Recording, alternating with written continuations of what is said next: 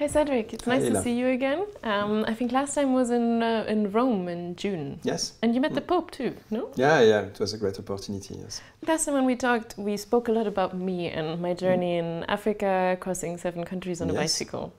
So I think now it's your turn. The purpose of this video is to address the international community. Since Cedric has spoken a lot in French about the French context, this time we're looking a bit more in English also at you.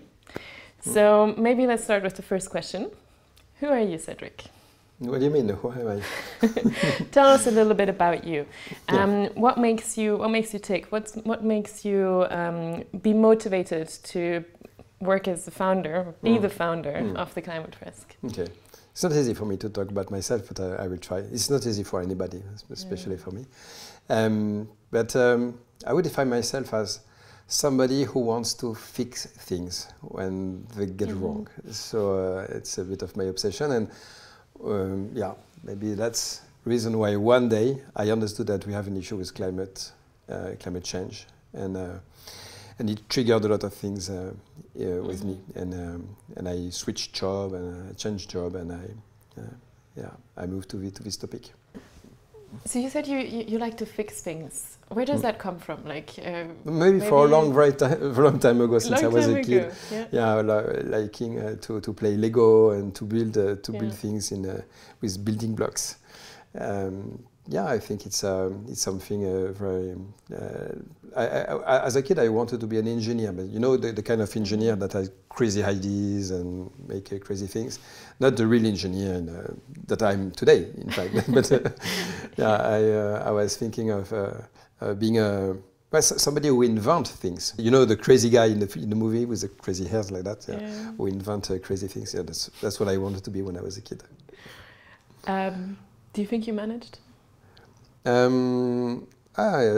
I had a few success in creating a few things like the so Climate Fresk, but before that, I invented already a game.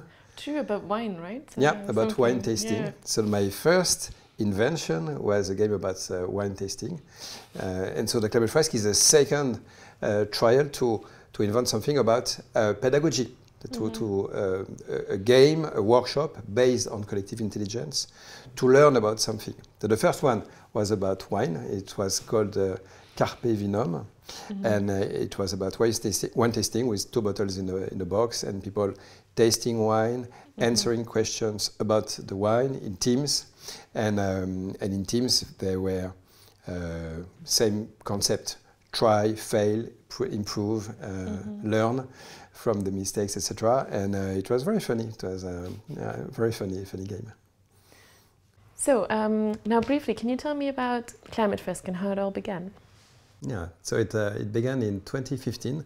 I was teaching climate change for a few years already, and I tried something one day with the participants that day, and I printed a few slides of my presentation, and I gave them and said, try to find connections between these different components of climate change. And then they started to do the job. I stepped back, listening to the conversation, and I heard them making mistakes, correcting themselves, disagreeing, arguing together, etc. And I recognized that this was collective intelligence, and I understood that it was very powerful to learn about climate change. And from that moment on, I decided that I would use that workshop every time I was teaching climate change. So I did, and I improved it every time. All right, so Cedric, how did that happen? How did it go from there to where we are now? That's a good question, because during 3 years, it was still a tool only for myself and maybe a few friends of mine. When I lent it to some friends, they told me that it was great because they were not experts of climate change, and still they said that the workshop works by itself. So that was very encouraging. And then later I had the opportunity to have 900 students do the workshop during one morning. And for this event, I had to recruit 30 facilitators. So I managed to have 30 people trained before this event. And they started with 30 students in front of them. So high risk? Yeah, high risk. 5 tables of 6 people each. And it was the first time in their life that they were facilitating the workshop. So yeah, it was a big risk, but still it went very well. And the students were really happy, the university also, and above all, the facilitators, they were really, really happy with what happened, and they wanted to go on facilitating. And they did, and they went on facilitating, and we went on training new people to become facilitators. And after a few weeks, I knew we were holding something very big, and I announced that we would reach 1 million people. And at that moment, only 2,000 people had played the game.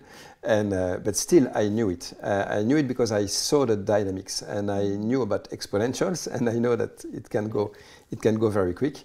And when I said that, people really thought I was crazy, but in fact, we did it. And it took us 5 years to go from 1,000 participants to 1 million participants, which is a very impressive exponential.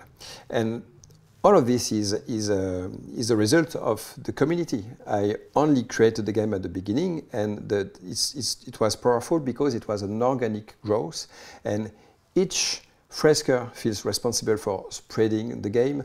Each trainer feels responsible for training new freskers. Every blue belt today feels responsible for training new trainers, etc. So, and this exponential growth is really the result of the work of the community. That's super fascinating, Cedric. Really, I'm super happy to hear about the background, like especially since when I first participated in a Fresk, I heard about you as the founder, but I've also heard about some of the concepts that the whole thing started with. For example, Swarmwise and Duocracy, and they really, really motivated me to join. So maybe you can tell me a bit more about how that started. Yes, sure. Swarmwise, it's a book to start with. It's been written by the founder of the Swedish Pirate Party. Very soon he was at the head of a very big community, and he didn't want to be the bottleneck for all the decisions.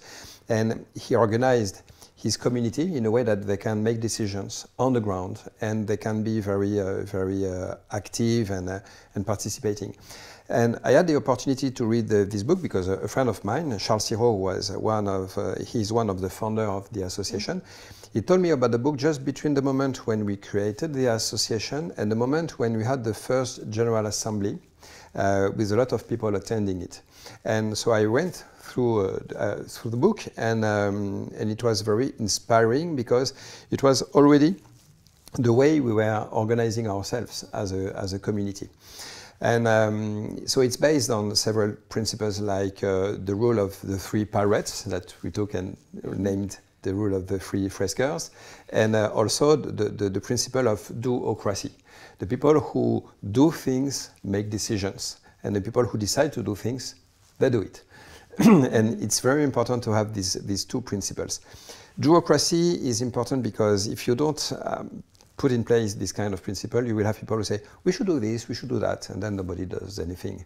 So now people who decide make the things, and then when you decide to do something, you don't want everybody to tell you, oh, you should do that, you should do this. Okay, if you don't want to do other ways, do it. But I decided to do something, and I will do it my way, and then go forward and do it, and do things. So that's duocracy. And the rule of the 3 freskers is also a very powerful principle because it allows you to make decisions everywhere on the ground where people have the ideas. And the principle is very simple. You have to be 3 people to make a decisions, not only agreeing on the decisions, but also agreeing on the fact that the 3 of you are legit to make these decisions. If we all think that we are legitimate to make these decisions, and then we make the decision, you know, it's a very powerful way to prevent bad ideas to come out of nowhere. You see, so it's a way to to be both a control of what will be done, and at the same time, it's very powerful because it allows people to do a lot of things without asking to the governance or anything. So it's a way to organize things, to organize action. It's not a way to make decisions at a strategic level. It's not something that is at the place of the governance, but it's a way to organize the troops on the ground. In a way, it's very operational what you're talking about. I also know that there is the founding principles, which are in a sense different to the operational principles that you've just mentioned. Could you please tell me a bit about those? Okay, so there are 4 founding principles, and they were already guiding our action even before the association was created. The first is about the climate emergency, the second about science, the third about humanism, and the fourth about no taboo with money or working with companies. So why is the first important? Climate emergency. We do what we do at Climate Fresk because we need to act very quick to save the climate. We know we have a few years only to launch something big at the global scale. And this principle drives a lot of things in the project. It drives the fact that we grow exponentially, very quick, even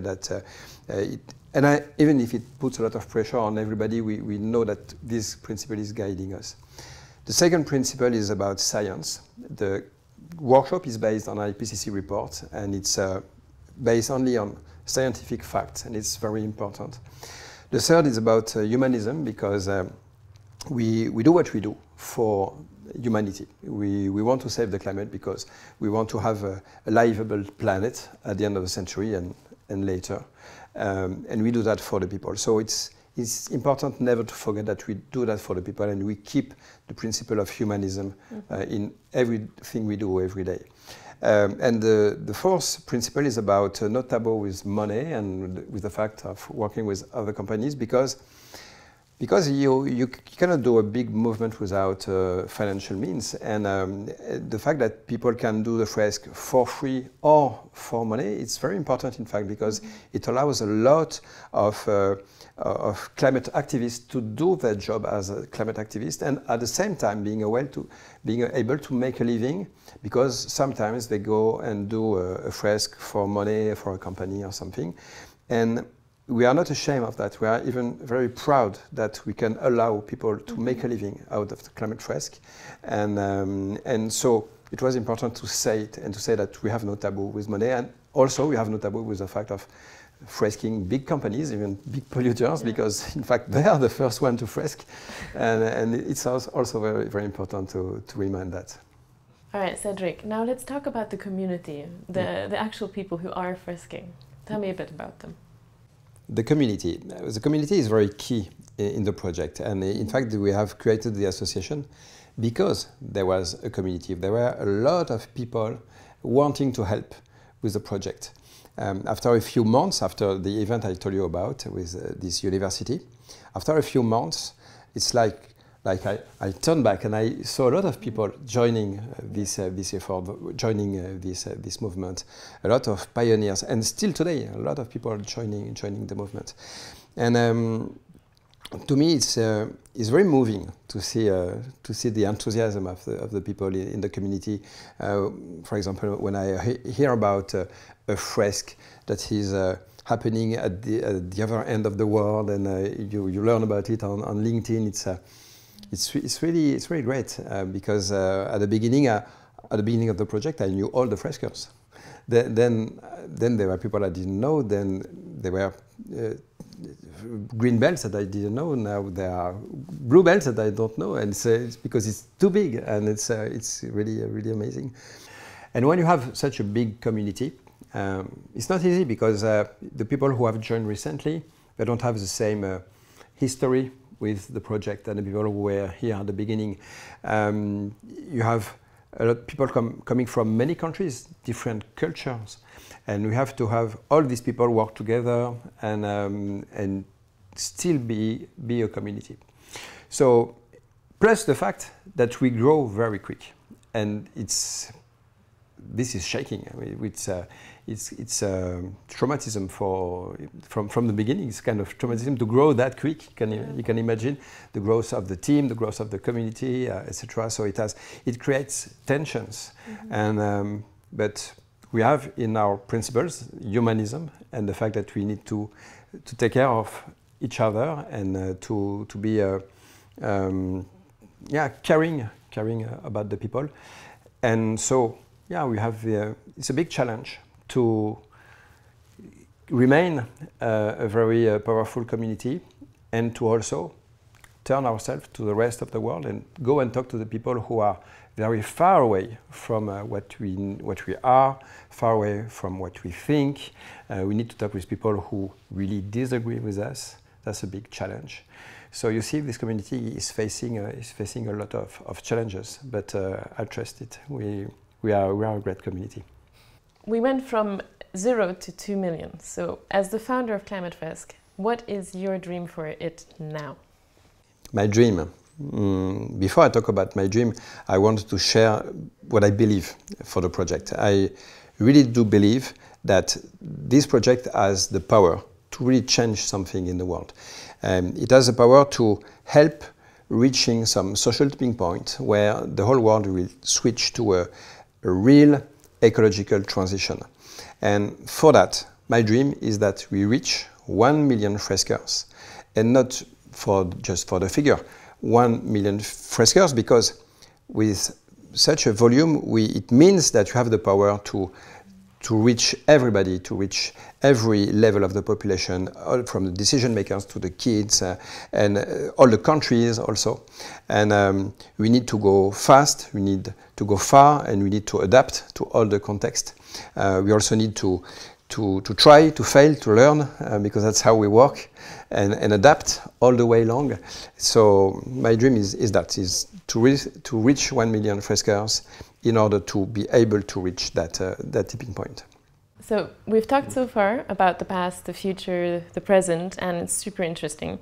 But what I'm really interested to know is the structure. So there is the La Fresque du Climat, the association, and there's the endowment fund. Now, for someone like me, I have, to be honest, not much clue of like endowment, what does that even mean, different fund, and intellectual property. Those are words that are not known to everyone.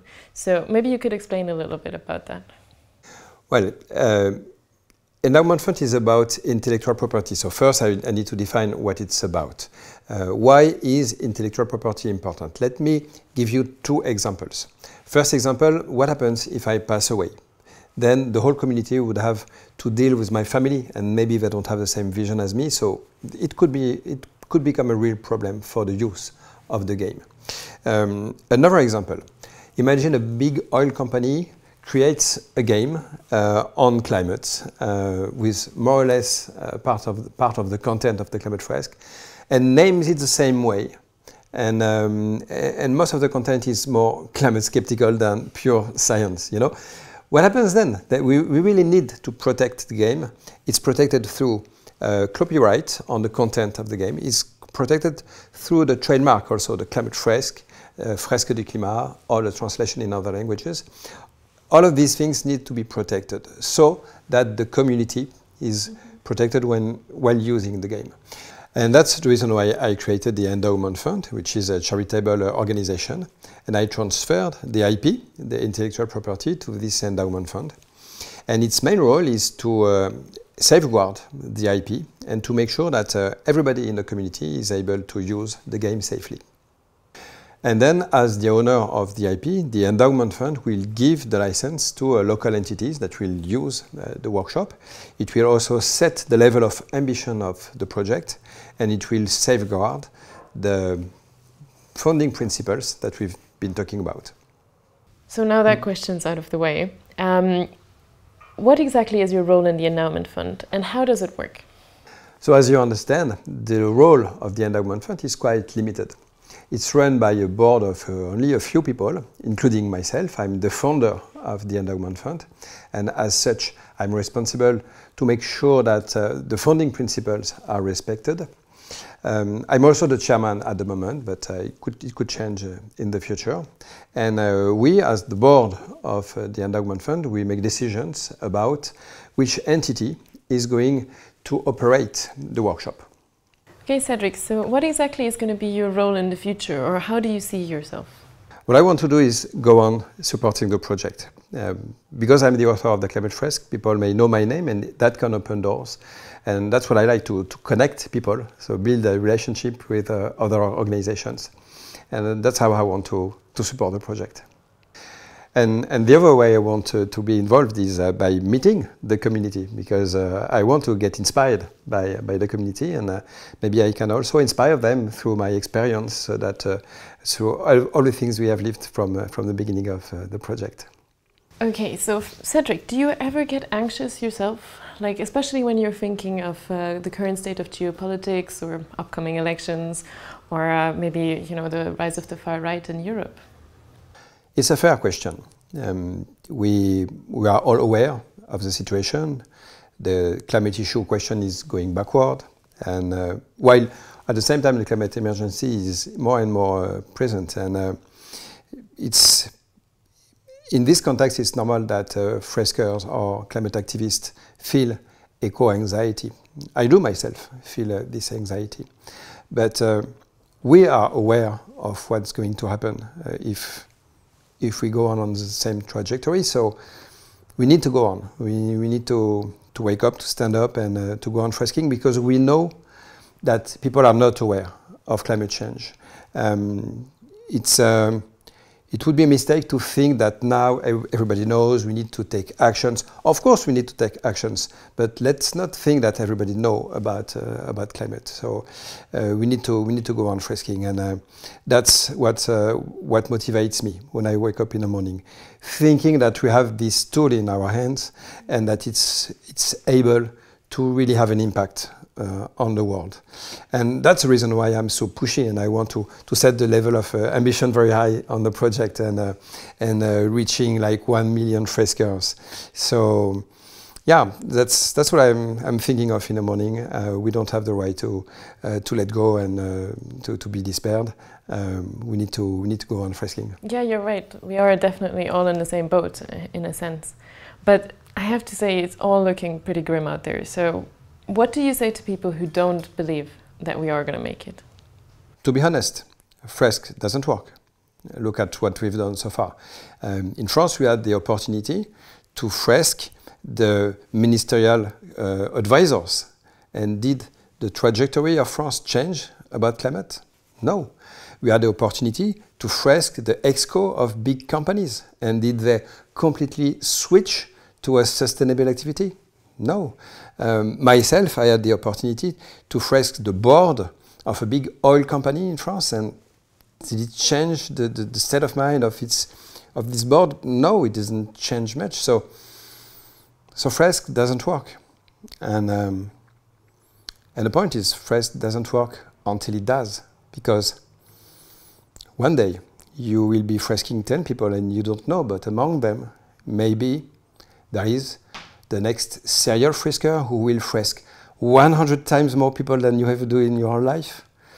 Maybe next time you fresk, maybe there will be the granddaughter of a big boss of I don't know, a big polluting company that will switch from one day to the next its business model. Maybe the next time you fresk, there will be the son of a minister of the environment in a country that will completely switch, and you never know. So fresk everybody. So you need to fresk your parents, you need to fresk your husband, your wife, kids. You need to fresk your teachers, your mates, your parents. Fresk everybody. Fresk your neighbors. Fresk your family. Because maybe.